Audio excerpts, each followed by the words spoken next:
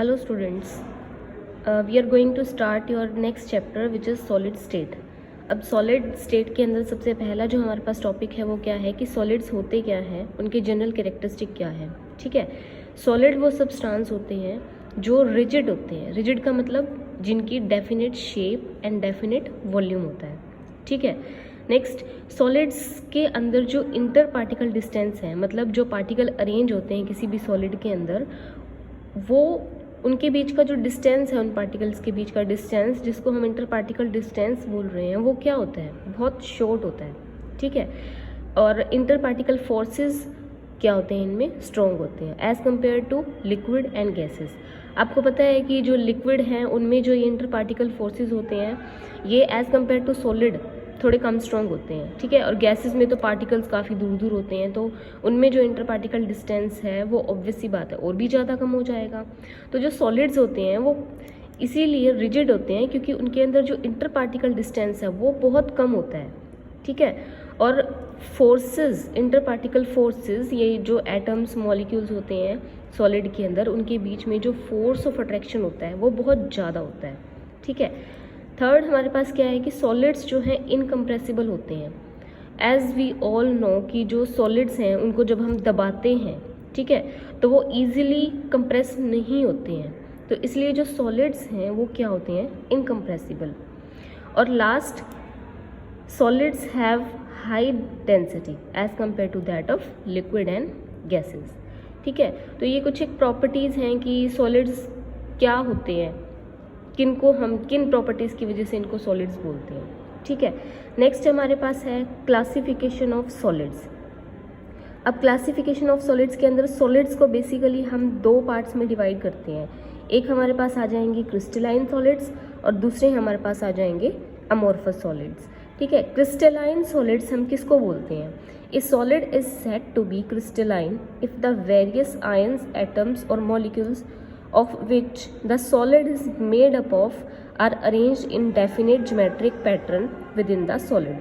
इसका क्या मतलब है कि जिन पार्टिकल्स से एटम्स, आयंस, मॉलिक्यूल्स जो सॉलिड के अंदर प्रेजेंट होते हैं, अगर वो एक डेफिनेट पैटर्न में अरेंज है, एक डेफिनेट ज्योमेट्रिक पैटर्न के अंदर प्रेजेंट हैं, तो वो जो सॉलिड होगा वो क्या होगा, क्रिस्टलाइन सॉलिड. ठीक है. कि क्या हो जाएंगे क्रिस्टलाइन सॉलिड, जिसके अंदर एटम्स, आयंस और मॉलिक्यूल्स का एक डेफिनेट पैटर्न होगा, एक डेफिनेट ज्योमेट्रिक पैटर्न होगा. ठीक है. इसका एग्जांपल हम क्या ले सकते हैं, all solid elements and compounds. ठीक है. सॉलिड एलिमेंट्स, कोई भी एलिमेंट ले लो, कॉपर ले लो, आयरन ले लो, कोई भी कंपाउंड ले लो जो सॉलिड हो. ठीक है. वो जो होंगे उन क्रिस्टलाइन फॉर्म में होंगे. क्यों? क्योंकि उनके अंदर जो पार्टिकल्स हैं वो क्या होंगे, एक डेफिनेट पैटर्न में अरेंज होंगे. तो ऐसे सॉलिड्स को हम क्या बोलते हैं, क्रिस्टलाइन सॉलिड. सेकंड आपके पास क्या आ जाते हैं, अमोर्फस सॉलिड. अमोर्फस सॉलिड क्या होते हैं, a solid is said to be amorphous if the constituent ions, atoms और molecules of substance not arranged in any regular fashion although it possess rigidity, definite shape and definite volume. अब ऐसे भी substance होते हैं जिनकी shape तो definite होती है, डेफिनेट वॉल्यूम तो है, लेकिन उनके अंदर जो पार्टिकल्स हैं वो किसी रेगुलर पैटर्न में अरेंज नहीं है. वो टाइप के जो सॉलिड्स होते हैं जिनमें एटम्स, मॉलिक्यूल्स या उसके आयंस एक रेगुलर फैशन में अरेंज नहीं है, एक रेगुलर पैटर्न में नहीं मिलेंगे, तो उन सॉलिड्स को हम क्या बोलेंगे, अमोर्फस सॉलिड्स. ठीक है. इसके एग्जाम्पल हम क्या ले सकते हैं, glass, rubber, polymers of high molecular mass etcetera. अब ग्लास और रबर आपको पता है वॉल्यूम भी है, उसकी डेफिनेट शेप भी होती है, लेकिन उसके अंदर जो पार्टिकल्स हैं वो अरेंज नहीं होते हैं. ठीक है, एक डेफिनेट पैटर्न में. तो ये वाले जो एग्जांपल्स हैं इन टाइप को हम क्या बोलते हैं, अमोर्फस सॉलिड्स. तो सॉलिड्स हमारे पास बेसिकली दो टाइप के हो गए, एक हो गए क्रिस्टलाइन सॉलिड और दूसरे हो गए अमोर्फस. क्रिस्टलाइन सॉलिड्स के अंदर जो एटम्स हैं या जो मॉलिक्यूल्स हैं वो एक डेफिनेट पैटर्न में अरेंज होते हैं, लेकिन जो अमोर्फस सॉलिड्स हो गए उनके अंदर ये पार्टिकल्स डेफिनेट पैटर्न में अरेंज नहीं होते हैं. ठीक है. अब इसके साथ एक और चीज़ आती है, जो हमारे पास अमोर्फस सॉलिड्स हैं उनको हम क्या बोलते हैं, सूडो सॉलिड्स या सुपर कूल्ड लिक्विड्स. ये भी कई बार पूछा जाता है कि सुपर कूल्ड लिक्विड्स या सूडो सॉलिड्स, इनको हम क्यों बोल रहे हैं. क्यों? क्योंकि जो अमोर्फस सॉलिड्स हैं उनका कोई शार्प मेल्टिंग पॉइंट नहीं होता, ठीक है। उनको जैसे जैसे हम हीट करते हैं तो वो स्लोली क्या हो जाते हैं, सॉफ्ट होना स्टार्ट हो जाते हैं और धीरे धीरे वो मेल्ट होना स्टार्ट हो जाते हैं।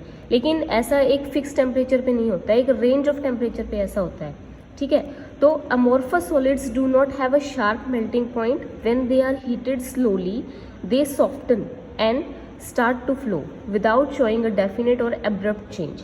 मतलब एक डेफिनेट या एक अचानक उनमें ऐसा कोई चेंज नहीं दिखता, एक रेंज ऑफ टेम्परेचर तक ऐसा चलता रहता है कि वो पहले क्या हो जाते हैं, धीरे धीरे सॉफ्ट होना स्टार्ट हो जाते हैं, फिर वो मेल्ट होना स्टार्ट हो जाते हैं, ठीक है। तो इसी वजह से इसको हम क्या बोलते हैं, सूडो सॉलिड्स या सुपर कूल्ड लिक्विड्स। जैसे एग्जाम्पल हम क्या ले रहे हैं इसका, ग्लास। अब ग्लास हमें पता है कि ऐसा नहीं होता है कि एकदम से हम उसको हीट कर रहे हैं तो वो मेल्ट हो जाता है, धीरे धीरे वो क्या करता रहता है, मेल्ट होना स्टार्ट होता रहता है, ठीक है। तो बिल्कुल एक रेंज ऑफ टेम्परेचर लगती है किसी भी ग्लास को सॉलिड से लिक्विड में कन्वर्ट होने के लिए, ऐसा कोई फिक्स टेम्परेचर पे नहीं होता। तो इन टाइप के सॉलिड्स में ये अमोर्फस सॉलिड जो हैं इन्हीं में ये प्रॉपर्टी मिलती है, तो इसीलिए इनको हम क्या बोलते हैं, सूडो सॉलिड्स बोलते हैं या सुपर कूल्ड लिक्विड बोलते हैं, ठीक है। तो इसके बाद हम क्या देखेंगे इन दोनों में डिफरेंस, कि एक हमने बता दिया क्रिस्टलाइन सॉलिड होते हैं, दूसरे हमारे पास क्या होते हैं, अमोर्फस सॉलिड। अब क्रिस्टलाइन और अमोर्फस में बहुत सारे डिफरेंस होते हैं, कुछ एक पॉइंट्स हम यहाँ देख लेते हैं। जैसे सबसे पहला प्रॉपर्टी जो हम लेके चल रहे हैं वो क्या है, order in arrangement of constituent particle, कि जो कॉन्स्टिट्यूएंट पार्टिकल हैं उनमें जो अरेंजमेंट है उसका क्या ऑर्डर रहता है, ठीक है। तो सबसे फर्स्ट इसके अंदर क्या है, they have regularity in arrangement. जो क्रिस्टलाइन सॉलिड है उनमें क्या होगा, जो पार्टिकल्स हैं वो रेगुलरली अरेंज होते हैं, ठीक है। क्रिस्टलाइन सॉलिड के अंदर क्या होगा, जो पैटर्न स्टार्ट हो रहा है पार्टिकल का, वही पूरी 3 डायमेंशनल स्ट्रक्चर में वही पार्टिकल का जो पैटर्न है वही चलता रहता है, ठीक है।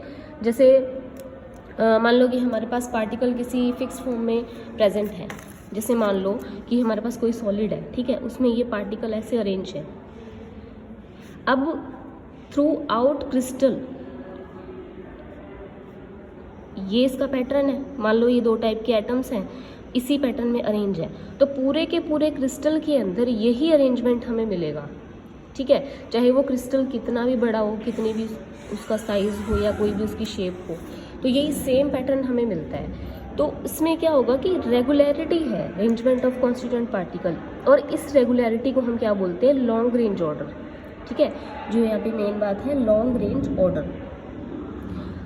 लॉन्ग रेंज ऑर्डर, तो लॉन्ग रेंज ऑर्डर का मतलब क्या है कि जो कॉन्स्टिट्यूएंट पार्टिकल अरेंज है किसी फिक्स प्लेस पे, वही क्या रहेंगे, सेम पैटर्न रहेगा आपके pass through out the crystal, ठीक है। लेकिन जब हम बात करते हैं अमोर्फस सॉलिड्स की, तो अमोर्फस सॉलिड्स के केस में क्या होता है, कोई भी रेगुलरिटी नहीं होती है अरेंजमेंट ऑफ कॉन्स्टिट्यूएंट पार्टिकल्स में, ठीक है। They exhibit short range order. Short range order का मतलब क्या हो जाएगा कि सपोज करो एक फिक्स जगह पे एक फिक्स पैटर्न में अरेंज हैं पार्टिकल्स, ठीक है, तो अगली थोड़ी सी आगे जाते ही वो पैटर्न चेंज हो रहा है, फिर नेक्स्ट थोड़ा सा पैटर्न आगे जा रहे हैं तो वो पैटर्न चेंज हो रहा है, तो मतलब वो same pattern through out crystal नहीं चल रहा। जो एटम्स और मॉलिक्यूल्स जिस पैटर्न के अंदर अरेंज हैं किसी एक प्लेस पे, दूसरे क्रिस्टल में हम दूसरी जगह पे देख रहे हैं तो कुछ और पैटर्न है, दूसरी जगह पे देख रहे हैं तो कुछ और पैटर्न है, ठीक है। तो इसको हम बोलते हैं शॉर्ट रेंज ऑर्डर। तो जो क्रिस्टलाइन सब्सटेंस हैं या क्रिस्टलाइन सॉलिड हैं वो हमारे पास किस में मिलते हैं, लॉन्ग रेंज ऑर्डर। मतलब जो अरेंजमेंट है या जो रेगुलरिटी है कॉन्स्टिट्यूएंट पार्टिकल्स की वो थ्रू आउट क्रिस्टल चलती है। लेकिन अमोर्फस सॉलिड्स के अंदर हमें क्या मिलता है, शॉर्ट रेंज ऑर्डर। इसका मतलब कि जो अरेंजमेंट है कॉन्स्टिट्यूएंट पार्टिकल्स की वो थ्रू आउट क्रिस्टल नहीं चलती, नहीं रहती, ठीक है। सेकेंड हमारे पास आ गया मेल्टिंग पॉइंट। मेल्टिंग पॉइंट के अंदर क्या होता है, जो क्रिस्टलाइन सॉलिड होते हैं उनका मेल्टिंग पॉइंट शार्प होता है, ठीक है। एक फिक्स पॉइंट पे वो क्या हो जाते हैं, सॉलिड से लिक्विड में कन्वर्ट हो जाते हैं। लेकिन जो अमोर्फस सॉलिड्स हैं उनके अंदर कोई शार्प मेल्टिंग पॉइंट नहीं होता।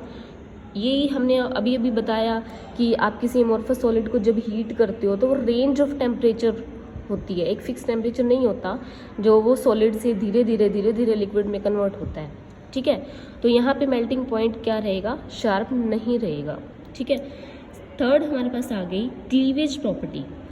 क्लीवेज प्रॉपर्टी में क्या है, जब आप क्रिस्टलाइन सॉलिड की बात करते हो तो उसको अगर हम किसी नाइफ से कट करें तो वो क्लीन क्लीवेज शो करता है, ठीक है। तो ईजिली हम उसको कट कर सकते हैं नाइफ से। लेकिन अमोर्फस सॉलिड्स के अंदर अब जैसे आप रबर ले लो या आप ग्लास ले लो, ये इन प्लास्टिक ले लो, इन चीज़ों को हम जब कट करते हैं तो हमें पता है कि रेगुलर क्लीवेज शो नहीं करती हैं, ठीक है। तो इनमें जो क्लीवेज होता है वो क्या रहता है, इर्रेगुलर। लास्ट जो फोर्थ हमारे पास प्रॉपर्टी आ गई वो क्या हो गई, नेचर। अब नेचर के अंदर जो हमारे पास क्रिस्टलाइन सॉलिड है इनको हम क्या कह सकते हैं, ट्रू सॉलिड्स, ठीक है। लेकिन जो हमारे पास अमोर्फस सॉलिड है वो क्या हो जाते हैं, सूडो सॉलिड्स और सुपर कूल्ड लिक्विड्स। ये हम ऑलरेडी बता चुके हैं कि ये इनको सूडो सॉलिड्स या सुपर कूल्ड लिक्विड्स हम क्यों कह रहे हैं, ठीक है। उसके बाद जो नेक्स्ट प्रॉपर्टी है वो क्या हो जाएगी, एनआइसोट्रॉपी। ये इंपॉर्टेंट प्रॉपर्टी है एक, एनआइसोट्रॉपी। अब जो क्रिस्टलाइन सॉलिड हैं वो एनआइसोट्रॉपिक होते हैं। इसका मतलब क्या है, have different physical properties in different direction, ठीक है। अब क्रिस्टलाइन सॉलिड के अंदर क्या होता है, मान लो कि हम किसी प्रॉपर्टी को मेज़र कर रहे हैं या मान लो कि हम लाइट की स्पीड देख रहे हैं सिंपली, ठीक है, लाइट की स्पीड देख रहे हैं या हम रिफ्रैक्टिव इंडेक्स देख रहे हैं, तो उस क्रिस्टल में डिफरेंट डायरेक्शन से जब हम किसी भी प्रॉपर्टी को मेज़र करते हैं तो वो हमें डिफरेंट ही उसकी वैल्यू मिलती है, जिसको हम क्या बोलते हैं, एनआइसोट्रॉपी। लेकिन जो अमोर्फस सॉलिड हैं वो क्या होते हैं, आइसोट्रॉपिक। आइसो का मतलब क्या हो जाता है, सेम। तो आइसोट्रॉपिक का मतलब क्या हो जाता है, have same physical properties in all the directions, ठीक है। कि अमोर्फस सॉलिड के अंदर क्या होगा कि हम डिफरेंट डायरेक्शन से जब किसी प्रॉपर्टी को मेज़र कर रहे हैं तो उस प्रॉपर्टी की वैल्यू हमें क्या मिलती है, सेम मिलती है। तो इसको हम क्या बोलते हैं, आइसोट्रॉपिक। तो जो क्रिस्टलाइन सॉलिड्स हैं वो हमारे पास क्या हो जाते हैं, एनआइसोट्रॉपिक, यानी कि डिफरेंट वैल्यू मिलेगी। जो प्रॉपर्टीज़, अगर हम कोई भी प्रॉपर्टी मेज़र कर रहे हैं डिफरेंट डायरेक्शन से तो उसकी वैल्यू हमें क्या मिलेगी, डिफरेंट मिलेगी। लेकिन जो हमारे पास अमोर्फस सॉलिड है वो क्या है, आइसोट्रॉपिक। आइसोट्रॉपिक का मतलब क्या हो जाता है कि अगर हम कोई प्रॉपर्टी मेज़र कर रहे हैं डिफरेंट डायरेक्शन से तो उसकी वैल्यू हमें क्या मिलेगी, सेम मिलेगी, ठीक है। अब ऐसा क्यों हो रहा है, क्योंकि मान लो कि हमने लाइट की स्पीड ही मेज़र करनी है, ठीक है। अब ये क्रिस्टलाइन सॉलिड हमने लिया था, ठीक है। अब यहाँ इसको थोड़ा सा और हम आगे बढ़ा देते हैं। मान लो कि हम लाइट की स्पीड को मेज़र कर रहे हैं, ठीक है। तो लाइट की स्पीड मेज़र कर रहे हैं तो मान लो हम इस डायरेक्शन से मेज़र कर रहे हैं, तो यहाँ जो पार्टिकल्स हैं वो क्या है, डिफरेंट हैं, ठीक है। लेकिन यही प्रॉपर्टी हम मान लो इधर इस डायरेक्शन से मेज़र कर रहे हैं, अब यहाँ मेज़र कर रहे हैं तो यहाँ जो पार्टिकल्स हैं वो क्या हो जाएंगे, अलग अलग हो जाएंगे, इधर क्या हो जाएंगे, सेम हो जाएंगे। तो इस डायरेक्शन से जब मेज़र की हमने स्पीड ऑफ लाइट तो वो क्या होगी, डिफरेंट होगी। जब इधर से मेज़र की तो क्या होगी, डिफरेंट होगी। तो मतलब हमें अलग अलग डायरेक्शन से जो लाइट की स्पीड मिली उसकी वैल्यू क्या हो जाएगी, डिफरेंट हो जाएगी। तो इसी प्रॉपर्टी को हम क्या बोल रहे हैं, एनआइसोट्रॉपी, जो किस में मिलती है, क्रिस्टलाइन सॉलिड्स के अंदर, ठीक है। लास्ट इसकी जो प्रॉपर्टी है वो क्या है, सिमिट्री। सिमिट्री क्रिस्टलाइन सॉलिड्स के अंदर होती है, दे पोजेस सिमिट्री। लेकिन जो अमोर्फस सॉलिड है उनमें कोई सिमिट्री नहीं पाई जाती, ठीक है। तो ये कुछ एक डिफरेंसेस थे जो क्रिस्टलाइन सॉलिड और अमोर्फस सॉलिड्स को डिफरेंशिएट करते हैं। उसके बाद हमारे पास जो नेक्स्ट टॉपिक आ रहा है वो क्या है, क्रिस्टलोग्राफी, ठीक है।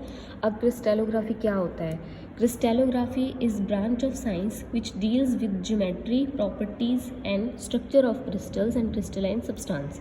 मतलब अब ये क्रिस्टलाइन सब्सटेंस जो हम ले रहे हैं, जो क्रिस्टल्स ले रहे हैं, उनकी प्रॉपर्टीज़ को, उनकी स्ट्रक्चर को, उनकी ज्योमेट्री को जिस ब्रांच में हम स्टडी करते हैं, साइंस की जिस ब्रांच में हम किसी भी क्रिस्टल की प्रॉपर्टीज़ या उसकी स्ट्रक्चर या उसकी ज्योमेट्री को स्टडी करते हैं, उसको हम क्या बोलते हैं, क्रिस्टलोग्राफी, ठीक है। अब क्रिस्टलोग्राफी में कुछ एक टर्म्स होती हैं जो हमारे आगे इस चैप्टर में यूज़ होती रहती हैं, तो वो टर्म्स हम देख लेते हैं।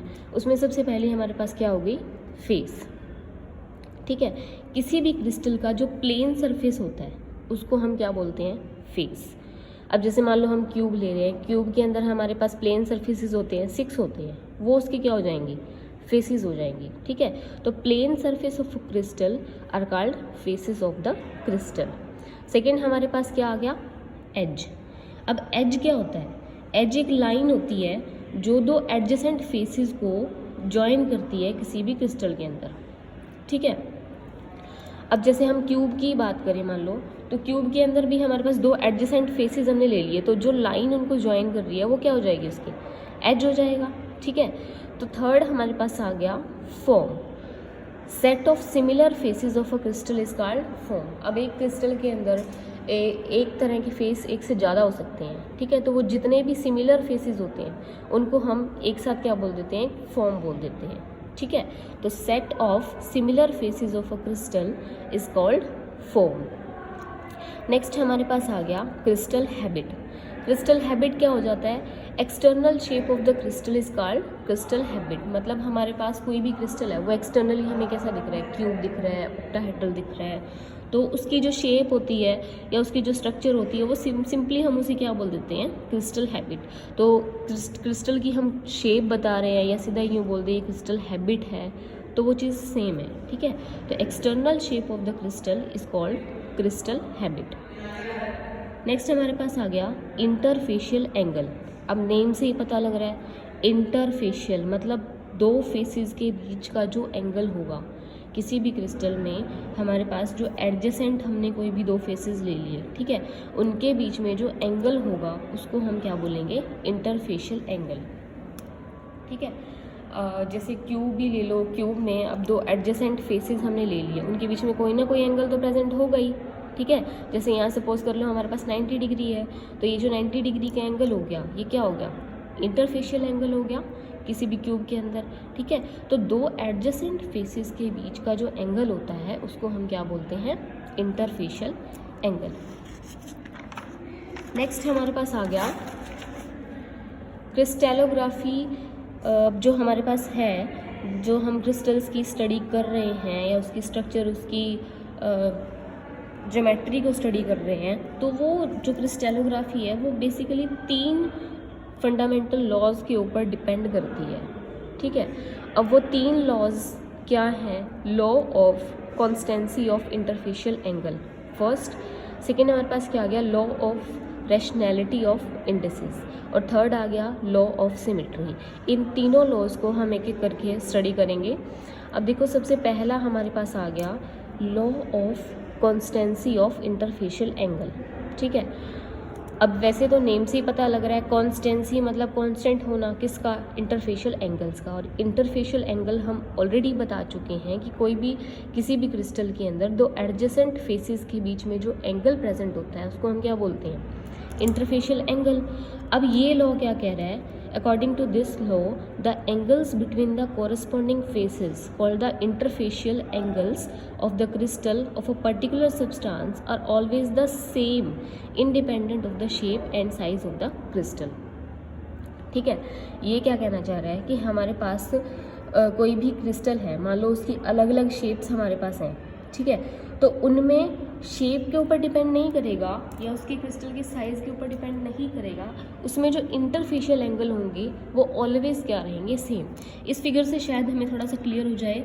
जैसे अब यहाँ ये तीनों फिगर्स एक ही क्रिस्टल के लिए बनाई हैं, अब यहाँ पे हमें क्या क्लियर दिख रहा है कि शेप्स जो है इस क्रिस्टल की या साइज़ जो है वो क्या है, डिफरेंट है, लेकिन दो फेसेस के बीच का जो ये एंगल है, ये एंगल, ये तीनों में क्या रहेगा, कांस्टेंट रहेगा, ठीक है। इसी को हम बोल रहे हैं law of constituency of interfacial angle. अब किस क्रिस्टल को फॉर्म करने के हमारे पास क्या होता है प्रोसीजर, हम किसी भी क्रिस्टल को फॉर्म कर रहे हैं वो बेसिकली डिपेंड किसके ऊपर करता है कि हम उसको कितना टाइम दे रहे हैं उस क्रिस्टल को ग्रो करने के लिए, ठीक है। हम किसी भी क्रिस्टल को, जैसे मान लो हम कॉपर सल्फेट का ही लेते हैं, तो कॉपर सल्फेट का जो क्रिस्टल है उसको हम क्या कर रहे हैं, उसके एक्वस सॉल्यूशन से मान लो हम उसको ग्रो कर रहे हैं, ठीक है। अब वो लिक्विड जिससे हमने क्रिस्टल फॉर्म होने हैं उसको हम कितना टाइम दे रहे हैं कि उसमें से क्रिस्टल अच्छे से ग्रो हो सके, उसके ऊपर भी डिपेंड करता है क्रिस्टल की शेप एंड साइज़ कैसी है, ठीक है। अब यहाँ पे अगर हम ज़्यादा टाइम देते हैं मान लो कि हम काफ़ी टाइम के लिए उस लिक्विड को छोड़ देते हैं, तो जो क्रिस्टल है उनकी शेप बहुत अच्छी होगी, उनकी स्ट्रक्चर हमें क्लियरली दिखेगी, साइज़ भी बड़ा होगा। लेकिन यहीं अगर हमने इसको ज़्यादा टाइम नहीं दिया, इंस्टेंटली क्या कर दिया, उसको हमने फ़िल्टर कर दिया लिक्विड को, तो उसमें जो क्रिस्टल्स मिलेंगे वो भी हमें क्या मिलेंगे, स्मॉल साइज़ के मिलेंगे। तो डिपेंड करता है कि हम कितना टाइम दे रहे हैं क्रिस्टल्स को ग्रो करने के लिए। ठीक है, अब यहाँ पे जैसे एक एग्जाम्पल हम ले लेते हैं, हमने क्या किया, NaCl के क्रिस्टल्स को ग्रो किया। ठीक है, एक तो हम इसको इसके एक्वस सॉल्यूशन से ही ग्रो कर रहे हैं NaCl के क्रिस्टल्स को। तो यहाँ पे जो एक्वस सॉल्यूशन से जब इसको हम ग्रो कर रहे हैं तो ये हमारे पास क्या हो जाएगा, क्यूबिक फॉर्म में मिलते हैं। ठीक है, NaCl के क्रिस्टल को हमने 2 डिफरेंट प्रोसीजर से ग्रो किया। इसके एक्वस सॉल्यूशन से जब हमने NaCl क्रिस्टल को ग्रो किया तो ये हमें कैसे मिल रहे हैं, क्यूबिक फॉर्म के मिल रहे हैं। और सिमिलरली हमने NaCl क्रिस्टल्स को जब ग्रो किया 15% यूरिया सॉल्यूशन से, ठीक है, 15% यूरिया सॉल्यूशन में, तो ये हमारे पास क्या हो जाते हैं, ऑक्टाहेड्रल शेप के होते हैं। अब दोनों की शेप्स डिफरेंट होगी, क्यूबिक हो गई, ऑक्टाहेड्रल होगी, और क्रिस्टल तो वही रहे NaCl के। अब इनमें जो इंटरफेशियल एंगल है ना, वो ऑलवेज हमारे पास क्या रहता है, 90 डिग्री। ठीक है, irrespective of their shape and size. अब यहाँ शेप दोनों की अलग होगी, साइज अलग होगा, लेकिन दोनों का जो इंटरफेशियल एंगल है वो क्या है, 90 डिग्री। और यही हमारा ये लोग एक्सप्लेन करना चाह रहा है, law of constituency of interfacial angle. I hope clear हो गया होगा ये। ठीक है, अब law of constituency of interfacial angle में हमें मेज़र क्या करना है, इंटरफेशियल एंगल। ठीक है, इंटरफेशियल एंगल को मेज़र करने के लिए हमारे पास एक इंस्ट्रूमेंट होता है जिसको हम क्या बोलते हैं, गोनियोमीटर। ठीक है, गोनियोमीटर किस टाइप का इंस्ट्रूमेंट है, जैसे ये हमारे पास सिंपल एक डी शेप में ये इंस्ट्रूमेंट है। ठीक है, इसमें हमारे पास 2 आर्क है ये। अब इससे जब हमें इंटरफेशियल एंगल को मेज़र करना है तो हमें करना क्या है, जो भी हमारे पास क्रिस्टल है, ठीक है, उस क्रिस्टल को हम क्या करेंगे, इन दोनों आर्क के बीच में रख देंगे। ठीक है, अब मान लो ये आर्क बिल्कुल हमने यहाँ सेट कर दी, इसके बीच में हमने ये क्रिस्टल रख दिया। क्रिस्टल हमें किस टाइप से रखना है कि उसके जो 2 एडजेसेंट फेसेस हैं वो यहाँ पे आ जाए, इन दोनों आर्क के बीच में। ठीक है, तो इन दोनों आर्क के बीच में क्या आ जाने चाहिए, adjacent faces of the crystal, क्योंकि वहीं से तो इंटरफेशियल एंगल आएगा हमारे पास। तो हम क्या करेंगे, जो भी हमारा क्रिस्टल है उनको इन दोनों आर्क के बीच में रख देंगे। ठीक है, और यहाँ से हम क्या कर लेंगे, एंगल मेज़र कर लेंगे, इंटरफेशियल एंगल। ठीक है, तो एक अब इसकी थोड़ी सी लिमिटेशन ये रहेगी कि यहाँ पे जो हमारे पास क्रिस्टल का जो साइज़ है वो बड़ा होना चाहिए, तभी हम इस कॉन्टैक्ट गोनियोमीटर से उसको मेज़र कर सकते हैं। ठीक है, लेकिन जिन केसेस में हमारे पास क्रिस्टल का साइज़ ज़्यादा बड़ा नहीं है, क्रिस्टल का साइज़ क्या है, स्मॉल है, तो उन केसेस में हम क्या करते हैं, दूसरे इंस्ट्रूमेंट आ जाते हैं, एक्सरे गोनियोमीटर आ जाता है, जिसमें हम एक्सरेज को यूज़ करके क्रिस्टल की स्ट्रक्चर को फाइंड आउट करते हैं। ठीक है, या उसका जो इंटरफेशियल एंगल है वो फाइंड आउट करते हैं। तो ये सिंपल एक कॉन्टैक्ट गोनियोमीटर है, जिसमें अगर क्रिस्टल का साइज़ बड़ा है तो आप इन दोनों आर्क की हेल्प से उसमें इंटरफेशियल एंगल फाइंड आउट कर सकते हो। और लॉ के अकॉर्डिंग क्या कह रही है कि हमारे पास क्रिस्टल की शेप और साइज़ के ऊपर डिपेंड नहीं करता, शेप और साइज़ सेम क्रिस्टल की अलग अलग हो सकती है, लेकिन उनके बीच का जो एंगल है, फेसेस के बीच का इंटरफेशियल एंगल जो है वो ऑलवेज क्या रहेगा, सेम रहेगा। ठीक है, तो ये हमने अब फर्स्ट लॉ देख लिया है, law of constituency of interfacial angle. Next हम नेक्स्ट लेक्चर में कंप्लीट करेंगे। Thank you.